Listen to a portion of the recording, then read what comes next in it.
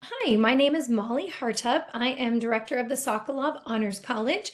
Outside of YSU, I serve in a leadership role with the Ohio Health Professions Advisors, a group that offers and promotes professional development opportunities for those of us who work in supporting students on pre-health career pathways. I have served as vice president of that group and was recently elected president this year. And every year after our annual meeting in December, I like to record a video to pass along what I have learned to students.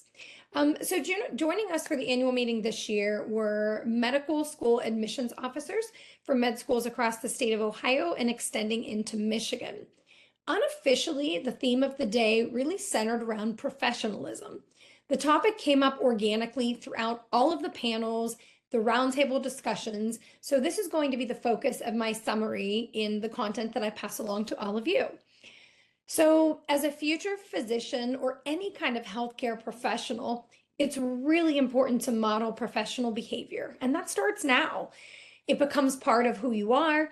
And as the adage goes, when you get into settings, when you're interacting with folks, whether it's a medical school interview or a casual conversation, you don't get a second chance to make a first impression. So in the panel of medical school officials earlier in the day, and we're talking about folks from Ohio State, Case Western Reserve, the reminders came up over and over again of some of the basics, which I will start there because if the admissions officers mention these things, it means that they are seeing these from students. Simple tips like dress up, ensure that you have a plain, or professional background.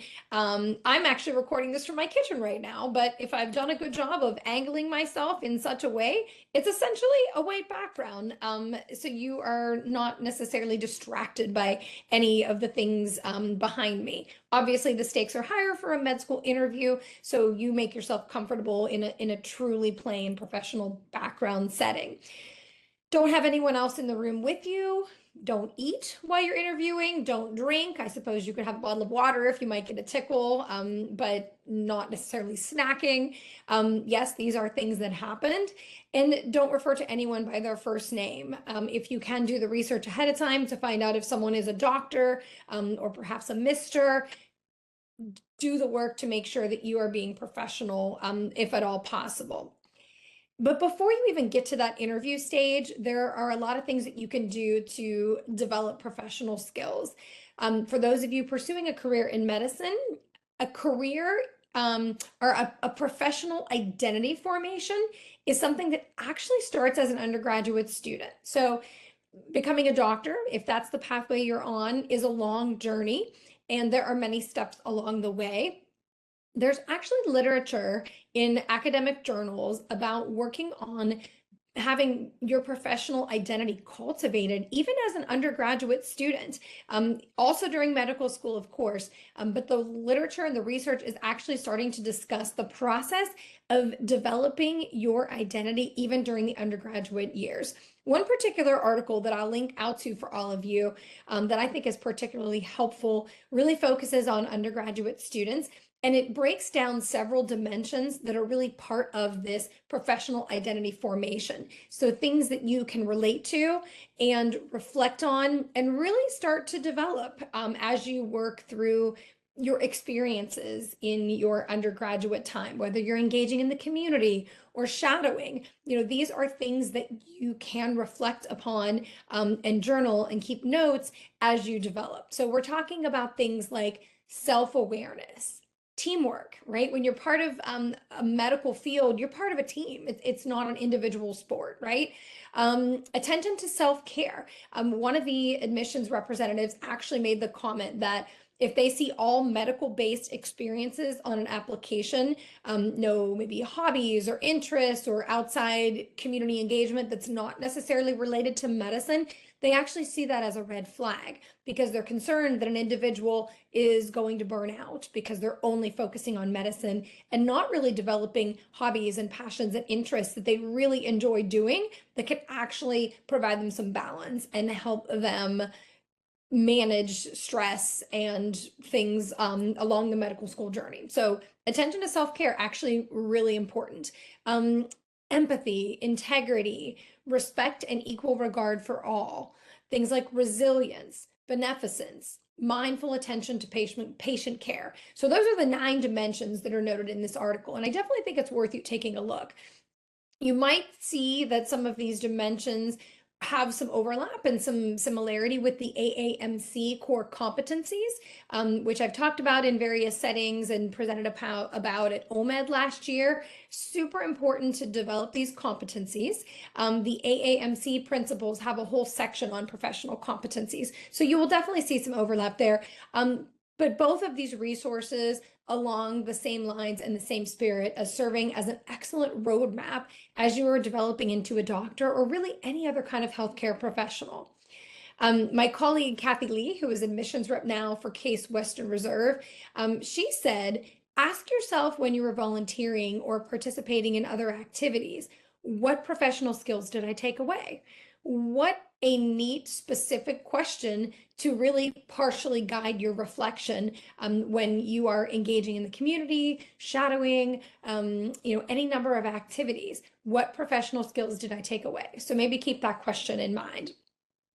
You may want to think about that as you're logging your community engagement and other experiences in YSU Penguin Pulse. You can record those responses in that space if that is where you choose to journal and keep some of those reflections when you go back to look at those experiences and prepare for interview or your personal statement or whatever next steps are required, on your particular journey to a career in healthcare.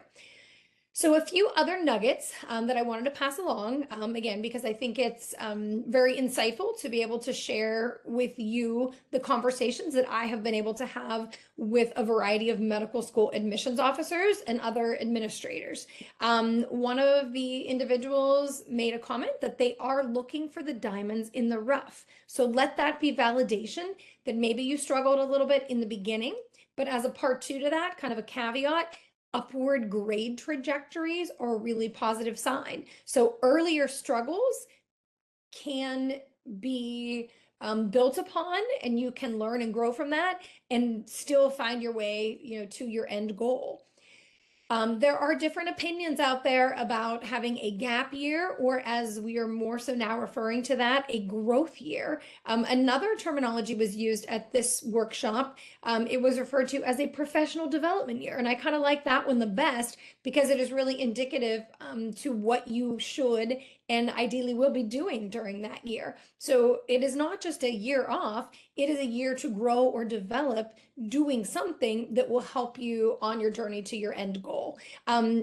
Many of the admissions representatives said the growth year is the new normal. So don't be discouraged if you need that time to gain a new experience while you are preparing for professional school for perhaps an advanced practitioner degree or medical school or anything along those lines. The other advice was, please don't just do something to check a box on the application. Demonstrate your passion. Admissions officers don't want robot scientists. They want interesting, well-rounded individuals. Let's see, any other notes that I want to mention here? A colleague came out and said, I get a little bit nervous if I see nothing but medical related application or medical related experiences on an application. Again, that could be a sign that a student may not have the well-rounded experiences to manage stress. But I wrote that as a quote because I think sometimes students get really, really focused on developing those medical experiences, which is wonderful, but don't neglect something else, a sport, a hobby, an instrument, music, art, something that you're really passionate about, or even a way that you're engaging in the community that is a little bit different or unique, that fills your tank in a way that is different than all medicine related activities.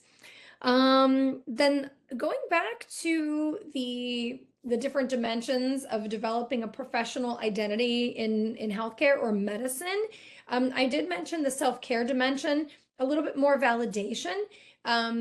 Several individuals also mentioned that it's important to right, provide evidence on the application of engaging in self-care. So not just the hobbies, yes, those can be examples of that, but even if there's a wellness related activity or a passion for exercise, hiking, going to the gym, lifting, running, whatever that might be, feel empowered to include that on the application if that's something that means something to you, because that could also very well be a coping skill that could really help you on the journey through med school or any other grad school or professional school. So that was a little bit of a long summary, but I thought that a video might be the most efficient way to kind of give you some information, but then also really just kind of convey, the feel and the flavor of the event. It's a wonderful opportunity to gather with medical school admissions officers. We usually invite them to our annual meeting every other year.